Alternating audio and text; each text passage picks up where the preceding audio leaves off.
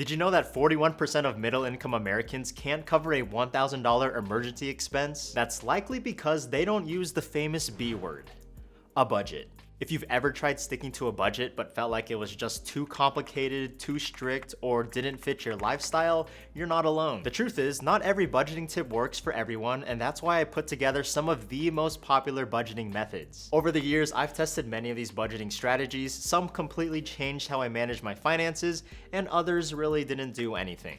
And we all know the budgeting advice is out there, yet most people just don't put it into action. Or maybe you've tried setting up a budget before, but it felt too restrictive, too complicated, or it didn't fit your lifestyle. That's because not all budgeting advice works for everyone. So instead of just giving generic advice, I'll be reviewing 4 popular budgeting methods, and you can choose for yourself which one could be a right match for you. Budgeting method number 1. The 50-30-20 rule. This budgeting method breaks your income down into 3 categories. The 50, 30, and 20 represent different percentages of your income, so let's break it down.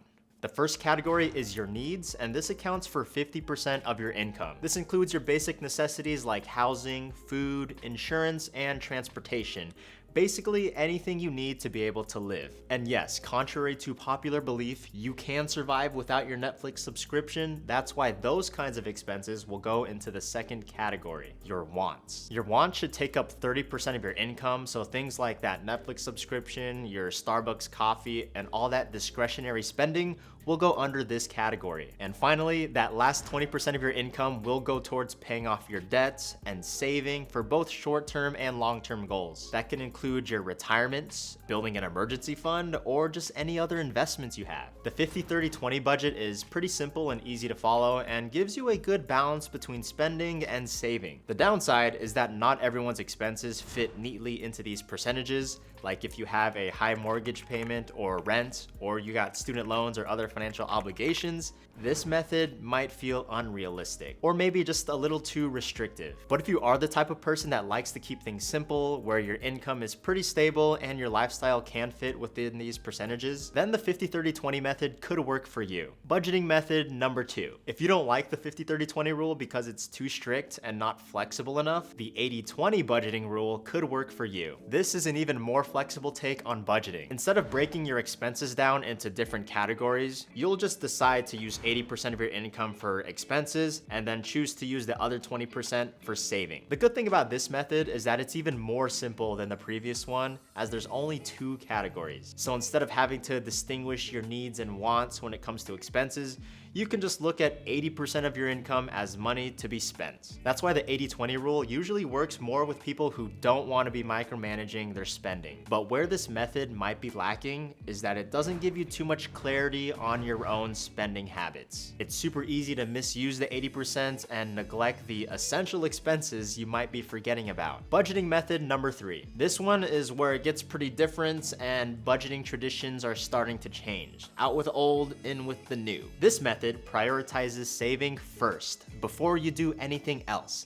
And yes, that even means before you sign up for that overpriced Pilates class. Instead of spending your income and then saving whatever's left over, this method suggests that you first set aside a fixed amount of your income right when you get paid, let's say 20%. And then you get to spend the rest however you want to budget that. This third method is called the pay yourself first method. This method could be a great fit if you struggle with building an emergency fund or you just don't feel like you're getting any traction with your savings. Literally, it removes the temptation to spend that money elsewhere. But if your expenses are already tight, this method might be unrealistic for you because you could be setting aside savings and then having to dip back into it just to cover your basic needs. But luckily for you, we do have the perfect video that walks you through how the pay yourself method works and how it could fit you and your financial goals. So once you finish this video, make sure to go down to the description to see how you can work towards achieving your savings goals by paying yourself first. Budgeting method number 4. The fourth and final method is called the no budget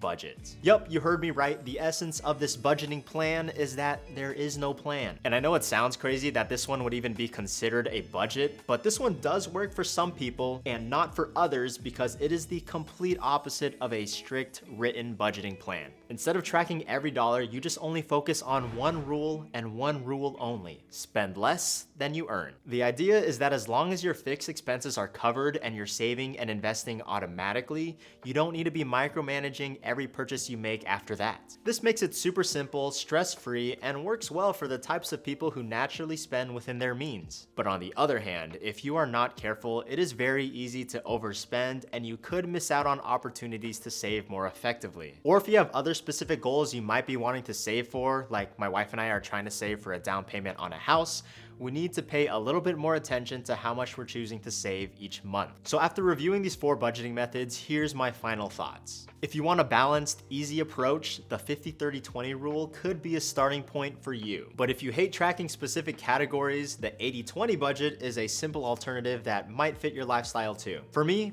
I like to pay myself first, so I can always feel confident that my savings are growing consistently every month. But of course, if you do prefer to be low maintenance with your no budgeting plan, the no budget budget could be your best bet. At the end of the day, there is no best budgeting method that works for everyone. That's like trying to find the perfect workout routine that also works for everyone. Some people just have different bodies that respond to different workout programs. So in the world of finance, it is really up to you to choose which budgeting method fits your needs the best. And please, if you have tried any of these budgeting methods, let me know down below in the comments and let all of us know if they actually worked for you or not. Thanks for watching, and make sure to check out the other videos from our channel.